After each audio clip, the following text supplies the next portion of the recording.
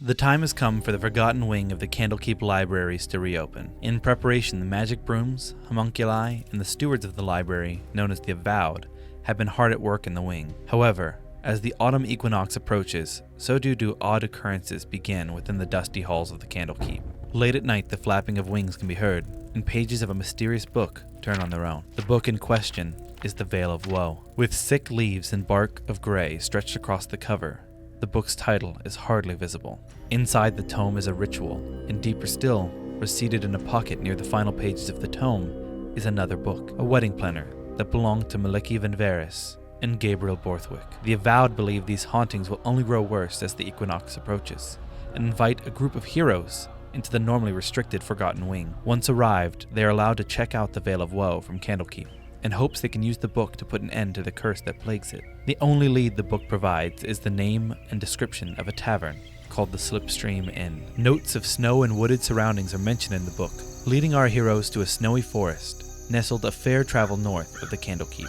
Upon their arrival, the forest's twisted branches and ever-present fog are both unnerving and confirming signs of a curse. As the heroes explore the haunted wedding venue, they learn more of the occult rituals within the Veil of Woe and a possible way in which to put these souls to rest. In the end, they might help these souls find peace in death, or strife in undeath.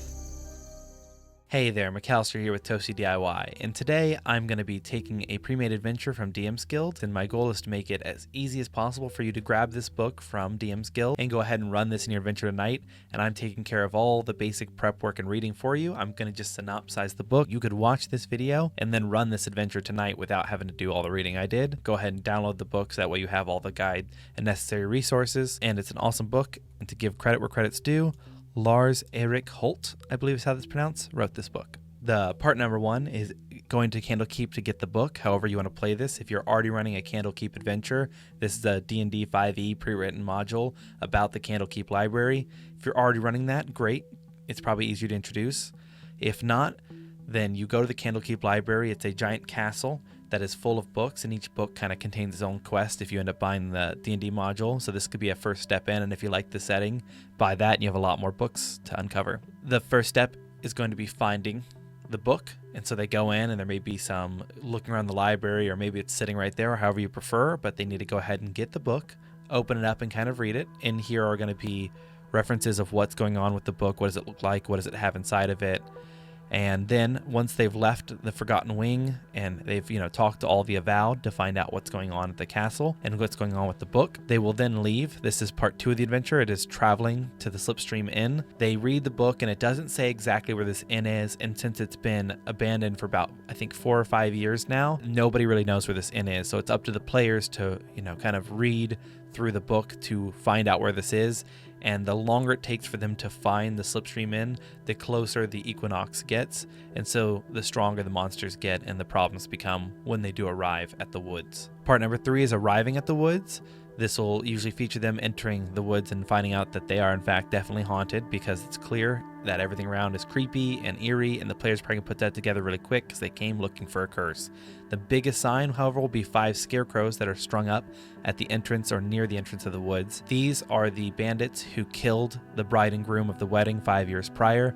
They returned because the wife cursed the bandit with his dying breath, and that curse became real, but they wanted to prove that they were tougher than that curse, and upon returning, they were killed and turned into scarecrows. Part number 4 is going to be the longest part of this, and this is solving the mystery. This will be them exploring the tavern, the tower, and the tomb of the bride and groom. The bride is Maliki Van Varys, and she was going to be betrothed to, where was his name?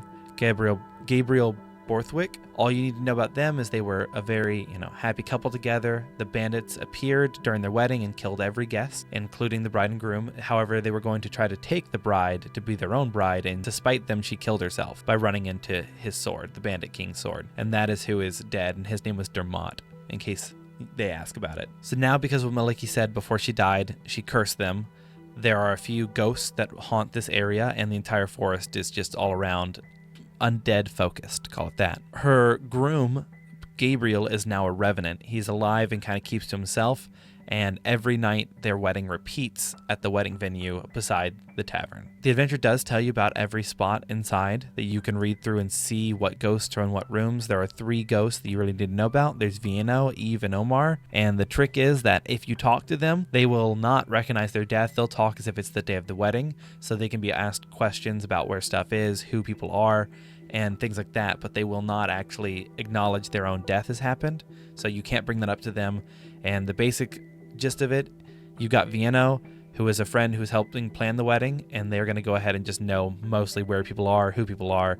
You have Eve, she's the daughter of Gabriel, and she wanted to play piano and was told, no, it's busy, go upstairs. And, well, we don't know how she died, but she died, and she's still up on her bed sulking that she's not allowed to play piano with Maliki. Omar, close friend of Gabriel, you can see right here, he's practicing his speeches. He's kind of like the best man. The important thing to know, there's kind of like a layer effect on this whole place.